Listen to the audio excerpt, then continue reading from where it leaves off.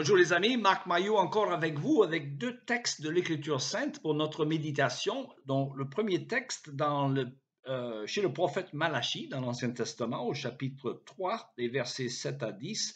Depuis le temps de vos ancêtres, vous vous détournez de mes lois et vous n'y obéissez pas. Revenez donc à moi et moi je reviendrai à vous, déclare l'Éternel, le Seigneur des armées célestes. Et vous dites, comment devons-nous revenir? Un homme peut-il voler Dieu? Pourtant, vous me volez, et puis vous demandez, en quoi t'avons-nous donc volé? Lorsque vous retenez vos offrandes et vos dîmes, vous êtes sous le coup de la malédiction parce que tout ce peuple, vous tous, vous me volez.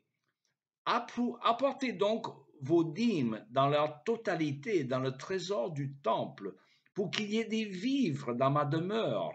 De cette façon-là, mettez-moi à l'épreuve, déclare l'Éternel, le Seigneur des armées célestes. Alors vous verrez bien si de mon côté je n'ouvre pas pour vous les écluses des cieux et ne vous comble pas avec surabondance de ma bénédiction. J'arrête la lecture là. Deuxième texte dans le livre des Actes des Apôtres au chapitre 6. À cette époque-là, comme le nombre des disciples ne cessait d'augmenter, les tensions surgirent entre les disciples juifs de culture grecque et ceux qui étaient nés en Palestine. Les premiers se plaignaient de ce que leurs veuves étaient défavorisées lors des distributions quotidiennes. Alors les 12 apôtres réunirent l'ensemble des disciples et leur dirent, « Il ne serait pas légitime que nous arrêtions de proclamer la parole de Dieu pour nous occuper des distributions. Et c'est pourquoi, frères, choisissez parmi vous 7 hommes réputés, dignes de confiance, remplis du Saint-Esprit et de sagesse. Nous les chargerons de ce travail. » Alors, j'arrête la lecture là.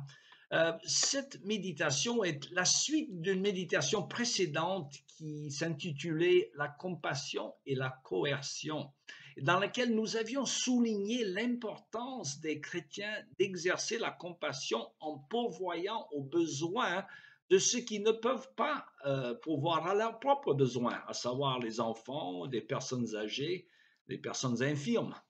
Alors, la façon dont la charité ou la compassion fut pratiquée dans l'Église depuis le début était par des dons monétaires que les chrétiens donnaient à leurs assemblées respectives, des dons qui étaient repartis selon les besoins des uns des autres. Et c'est l'origine du ministère qu'on appelle diaconal, et cela a commencé à une époque où il n'existait pas de sécurité sociale gouvernementale pour pourvoir aux besoins des veuves et des personnes vulnérables.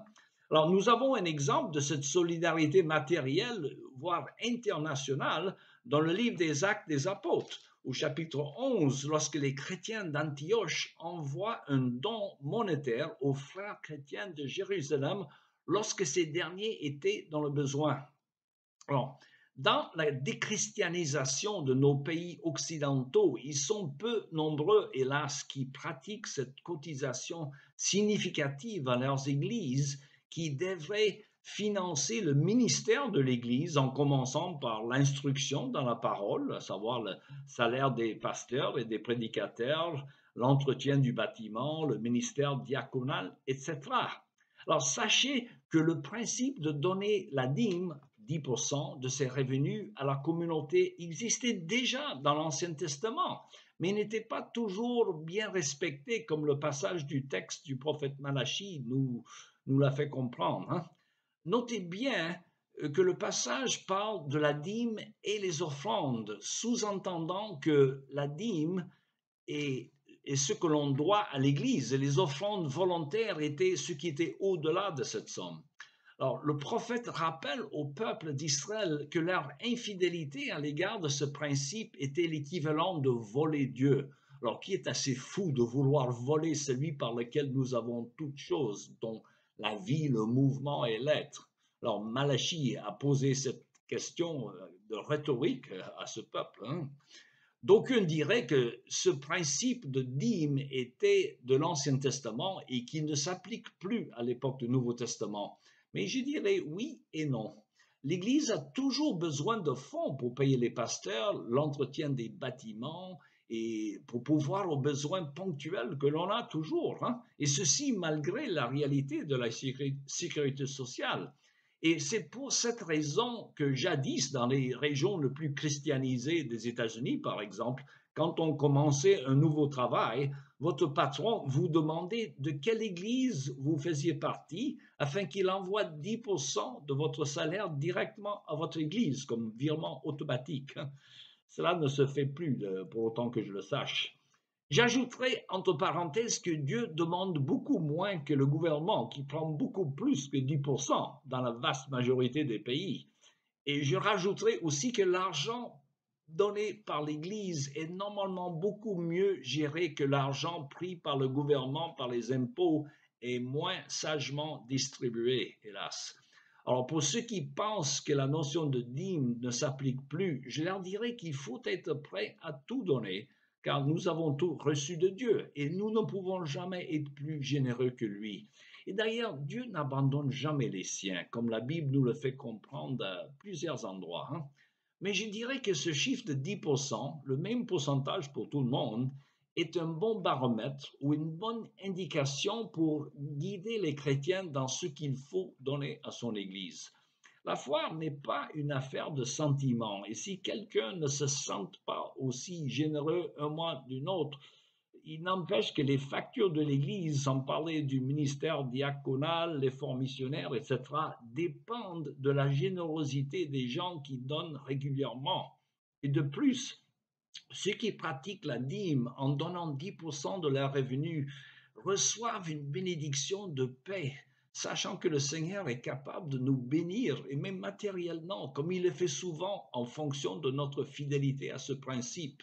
Combien de fois avons-nous vu, ma femme et moi, le Seigneur pourvoir à nos besoins en pratiquant la dîme, même en période maigre? Alors attention, hein, je ne dis pas que vous serez nécessairement riche en pratiquant la dîme, mais nous disons que Dieu est fidèle et qu'il n'abandonne pas les siens. Et en plus, il promet la bénédiction à ceux qui lui font confiance avec leur argent comme avec le reste.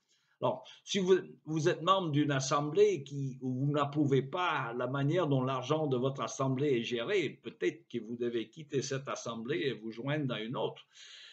Enfin, sachez que la sagesse est dans le grand nombre des conseillers, comme nous dit le proverbe, hein, d'où l'importance d'avoir un conseil presbytéral composé d'hommes dévoués qui soient capables de discerner à la manière des apôtres les besoins les plus urgents de l'Assemblée. Alors j'espère que ces conseils pratiques vous ont été utiles. Il ne reste qu'à vous souhaiter une bonne journée et à la prochaine.